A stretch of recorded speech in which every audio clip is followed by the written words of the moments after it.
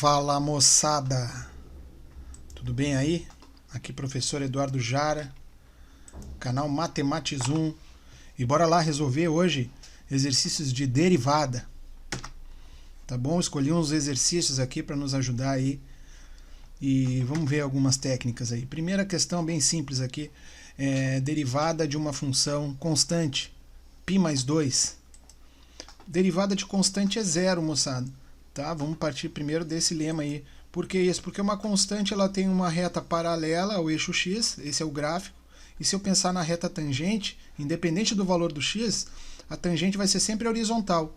Por isso a gente diz que a derivada de uma constante é zero, não tem que calcular nada, já pula para outra. Essa foi bem fácil, não erra quando for derivada de constante, função que não tem x e a gente está derivando em relação a x. Agora vamos na regra da derivada lá, lembrando que se a função é ax na n, você tem que passar o n para frente multiplicando e diminuir um do expoente. E quando eu tiver um polinômio com muitos termos, eu vou aos pouquinhos ali. Então, por exemplo, menos 5x ao cubo, quando eu derivar, o 3 foi para frente multiplicando e diminuiu um do expoente. Não esquece de botar lá o sinal de menos que tinha na frente do 5. Tá? É menos 5 vezes 3 ou menos 3 vezes 5, tanto faz a ordem aqui que você vai colocar o expoente multiplicando. O menos 2x ao quadrado, 2 foi para frente multiplicando e diminui um do expoente. Derivada de uma função linear, 5x, a resposta é só 5, pode ir direto lá, mas eu vou usar a mesma regra, pensando que 5x é 5x elevado a 1, então o 1 iria para frente multiplicando e diminui um do expoente. Quando ficar x na 1 menos 1 é x na 0 é 1 e sobraria só o 5. Derivada de menos 1, constante, é 0. Derivada de constante é 0. Então, organiza tudo lá, está feita a resposta ali. 3 vezes 5, 15, negativo. X ao quadrado, 2 vezes 2 dá menos 4, porque tem um menos na frente. E aqui, derivada de função linear 5x é 5. Está feito essa, vamos para a próxima. Raiz. Né? E eu vou complicar um pouquinho aqui dizendo a seguinte avanço lá na simplificação da resposta. Não pode usar expoente negativo, nem fracionário e nem raiz no denominador. Vamos ver o que acontece. Raiz de x, o que a gente está treinando aqui nesse vídeo? Derivar a vezes x na n. Tá? Então, e aqui eu não tenho x na n explicitamente, está uma raiz. Eu tenho que me lembrar o seguinte, ó, que raiz é um expoente fracionário. Então, qual é a raiz aqui? Ó, quadrada. Qual é o expoente do x? 1. Então eu posso reescrever como x na 1 meio, já que o índice da raiz é o denominador da fração e a potência do x ali dentro vai ser o numerador dessa fração. Agora está na forma que eu conheço, a derivada é 1 meio, vem para frente multiplicando e diminui 1. Beleza? Para diminuir 1 ali, para não fazer o mínimo múltiplo comum, eu escrevo 2 sobre 2. Então, 1 meio menos 2 sobre 2 vai dar menos meio. E aí, melhorando agora, essa já é a resposta, tá, moçada? Vamos agora numa manipulação algébrica. Não pode expoente negativo. O que significa? O x foi para baixo. Não pode expoente fracionário. O que significa? Virou a raiz. Não pode raiz no denominador. O que faz? Racionaliza. Multiplica em cima e embaixo por raiz de x. Por que raiz de x? Porque quando eu fizer raiz de x vezes raiz de x, vai dar raiz quadrada de x ao quadrado. E aí simplificaria, sobraria 2x embaixo, raiz de x. Essa é a resposta. Vamos para o quarto exercício. Raiz quinta de x ao cubo. Semelhante ao anterior, só que aquela raiz assusta mais. Qual é a diferença? Pouca diferença, porque eu vou ter que, de novo, lembrar lá da propriedade que é um expoente fracionário, e reescrever. 3 quintos vem para frente multiplicando na derivada, então faça isso. Diminui 1 do expoente. Diminuir 1 é a mesma coisa que diminuir 5 quintos, para facilitar minhas contas ali. E aí, chegamos lá, x elevado a menos 2 quintos, multiplicado por 3 quintos aqui, essa é a resposta. Se eu quiser usar a regra lá de, não pode expoente negativo, então vai para baixo o expoente negativo. O x, que era expoente negativo, foi lá para o denominador. Não pode expoente fracionário, então transformamos em raiz. Mas não pode raiz no denominador. Então qual é a regra agora? O que eu tenho que multiplicar? Por uma raiz quinta, beleza, só que x, qual a potência do x? Tem que ser algo que complete um múltiplo de 5, para eu poder simplificar, moçada. Então assim, eu vou multiplicar por x ao cubo, ó, porque daí se eu colocar x ao cubo somado com o x ao quadrado no expoente, né, quando multiplica, eu somo os expoentes, tá? Multiplicar a raiz de mesmo índice, conserva o índice raiz quinta, e multiplica os expoentes ali, multiplica x ao quadrado vezes x ao cubo, perdão, mantém o x, soma os expoentes, vai ficar x na quinta, que vai acabar cortando o denominador aqui, né, o x na quinta com a raiz quinta, e lá em cima mantém, essa é a resposta. Tá? Vamos para mais uma. Calcule a inclinação da reta tangente ao gráfico da função, dado que a função é aquela ali, calcular a inclinação da reta tangente quando x é 1. Beleza, cara, inclinação da reta tangente é a derivada da função calculada no ponto que nos interessa. Então, se a gente quer saber qual é a inclinação da reta quando x vale 1, a gente vai derivar e vamos trocar o x por 1. Então, vamos derivar aquela função lá. Ó. 4 foi para frente multiplicando e diminuiu 1 do expoente. Vai para o próximo lá. O 2 foi para frente multiplicando e diminuiu 1 do expoente. Derivada da função 2x, né? Menos 2x é menos 2, só sobra o coeficiente angular.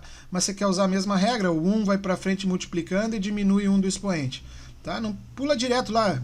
Derivada de menos 2x é menos 2. Assim como a gente já pula direto, derivada de 1 é 0. Derivada de constante é 0. Melhorar um pouquinho, ó, foi construído ali para o 4 cortar com este 4. Para o 2 cortar com o 2 aqui do denominador. E assim a gente vai, então, juntando ali as respostas. X na 3, menos 2x na 3, mais 3x, menos 2. O 0 não precisei somar. Essa é a minha derivada. Tá bom? Então agora para encontrar a inclinação da reta tangente, eu tenho que calcular a derivada quando x vale 1. E aí eu vou substituir lá na função derivada, no lugar do x coloca o 1, cuida ali, né, se tiver sinal, expoente ímpar, coisas desse tipo. Aqui não teve muito problema, então a derivada lá, calcular no ponto 1 é menos 1. Significa, moçada, daí eu fiz até um gráfico aqui dessa função para a gente ver, ó. Significa que quando a função deste gráfico f de x, que eu desenhei aqui, ó, quando o x vale 1, lá vai ter uma reta tangente com inclinação menos 1. Lembrando que inclinação graus, menos 1 seria menos 45 graus. Tá? Esse é só o número para a gente lembrar. Inclinação 2 já é um ângulo maior, e aí eu não preciso ter de cabeça. Mas saber que a inclinação 1 é 45 graus, isso é fácil de lembrar. Y igual a x, bissetriz dos quadrantes ímpares tem inclinação 1, inclinação 45 graus. Beleza? Vamos para mais um aqui. Ó. Ponto crítico. O que é ponto crítico? É ponto que zera a função derivada, quando f' de x igual a 0. Então, para encontrar ponto crítico, eu vou derivar essa função, primeiro de tudo. Então, vamos derivar lá. Como é que eu faço? 3 foi para frente multiplicando e diminui 1 do expoente. Derivada de 75x aqui, menos 75x, vai ser só menos 75. Ou o 1 foi para frente multiplicando e diminui 1 do expoente. Derivada de constante é 0. Melhorando aqui um pouquinho, vai ficar 3x ao quadrado menos 75, e agora basta igualar a 0 para saber quem são os pontos críticos. Ponto crítico é quando a derivada é igual a 0. 3x ao quadrado menos 75 é 0. Passa para o outro lado lá, 3x ao quadrado é 75. O 3 vai dividindo, vai dar 25, é o x ao quadrado. Raiz, então índice par é mais ou menos 5, são os pontos críticos. Respondeu aí se a pergunta é ponto crítico. Tá? Vamos para mais uma aqui. Ó. Ponto crítico indicando qual valor remete a máximo ou mínimo da função. Então, ponto crítico é derivar igual a 0. Vamos começar por aí. Tá? E depois, vamos calcular a derivada segunda para saber se é um ponto de máximo, que remete a máximo ou mínimo. Tá? E aí a gente vai usar a regra da derivada segunda. Mas primeiro vamos derivar lá. X ao cubo sobre 3, como é? O 3 foi para frente multiplicando e diminui 1 do expoente. Mantém o denominador 3 ali, né? A fração 1/3. 6 meios permanece com o sinal negativo, mas o 2 vai na frente multiplicando. Derivada de 8x é 8. Né? Ou então pensa lá que o 1 vai para frente multiplicando e diminui 1 do expoente, vai ficar x na 0 que vale 1, ia sobrar só 8. E derivada de constante é 0. Tá? Melhorando isso aqui, ó, o 3 vai cortar com o 3 do denominador, o 2 com o 2. Melhorando, a gente ia chegar aqui em x ao quadrado menos 6x mais 8. Os pontos críticos são os pontos que zeram esta função. O que eu tenho que fazer aqui? Lembrar lá da regrinha, né, da soma e produto, eu acho que é o melhor atalho aí. Pode usar a forma de Bhaskara? Pode, mas basta eu pensar em dois números cuja soma é menos b sobre a, ou seja, menos 6 sobre 1. A soma é 6 e o produto é c sobre a, 8 sobre 1. 8. Dois números que somados dão 6, multiplicados dão 8, são os meus pontos críticos, 2 e 4. Agora, como é que eu vou saber se o 2 é um ponto de máximo, que remete a máximo ou que remete a mínimo? Bom, aí eu vou usar a regra da derivada segunda. Né? A gente já sabe lá que a derivada primeira é aquela, que os pontos críticos são 2 e 4, então eu vou fazer o teste da derivada segunda. O que é isso, moçada? Eu derivo mais uma vez e calculo a derivada segunda no ponto crítico. Se o resultado for menor que 0, for negativo, significa que aquele ponto crítico é um ponto de máximo. Se a derivada segunda do ponto crítico for maior que zero, significa que aquele ponto crítico remete a um ponto de mínimo. E se a derivada segunda no ponto crítico der zero, eu vou chamar então de um ponto de sela ou ponto de inflexão. Vamos lá substituir. O que eu vou fazer? Derivar a segunda vez a derivada aqui, x² menos 6x, então o 2 foi para frente multiplicando e diminui 1 do expoente. A derivada do menos 6x vai dar menos 6, ou então o 1 foi para frente multiplicando e diminuiu 1 do expoente. Derivada de constante é zero. Melhorando aqui a escrita, a derivada segunda ficou 2x menos 6. Essa é a derivada segunda. O que eu tenho que fazer? Calcular a derivada segunda em cada um dos pontos críticos. Então, no primeiro ponto crítico, quando x vale 2, vai ser 4 menos 6, vai dar um número negativo. Eu nem preciso calcular quanto vai dar, só preciso saber o sinal, né? Então, se eu substituir no ponto 2 e deu um valor negativo, é porque o 2 vai remeter a um máximo. Se eu substituir no 4 e deu um número positivo, como resposta final, é porque o 4 vai remeter a um mínimo, tá? Que está naquela regrinha ali da derivada segunda. E assim eu respondo o problema. Então, x1 valendo 2 remete ao ponto máximo e o segundo x, o segundo ponto crítico, igual a 4, remete a um ponto de mínimo lá na função. Vamos uma última aqui, ó, a aplicação da regra da cadeia. Tá? A regra da cadeia é para uma função potência. Ela diz o seguinte, olha essa notação que é assustadora. U de x elevado a n, a derivada, então aquela linha significa que eu estou derivando aquela função, vai ser n vezes uma função u elevado a n menos 1 vezes a derivada da função u. Calcule a derivada da função f de x igual 2x² mais 7x elevado a 7.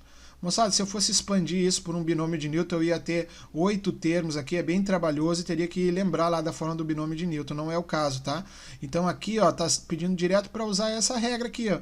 O que me resta lá saber? Quem é o u de x e quem é o n, se eu quero espelhar, se eu quero dizer que o f de x é igual a esse u de x na n, né? Então, o que vai ser o u de x? Ó, vai ser aquilo que está sendo elevado a uma potência, 2x² mais 7x. E quem é o n? O n é a potência, é o 7.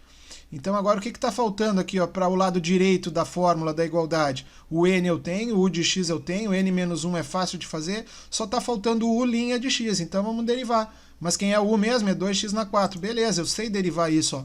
O 4 foi para frente multiplicando e diminuiu 1 do expoente. E derivada de 7x é 7. Ou então, de novo, 1 foi para frente multiplicando e diminui 1 do expoente. Mas eu já estou pegando o atalho aí que a derivada de uma função linear é o coeficiente angular. Melhorei um pouquinho, tá lá, ó, o meu u de x é 8x³ mais 7.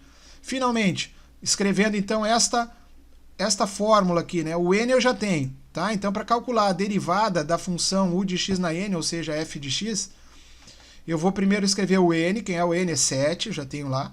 Agora eu vou escrever u de x elevado a n menos 1. U de x é essa montoeira aqui, ó, 2x² mais 7x, elevado a n menos 1, 7 menos 1.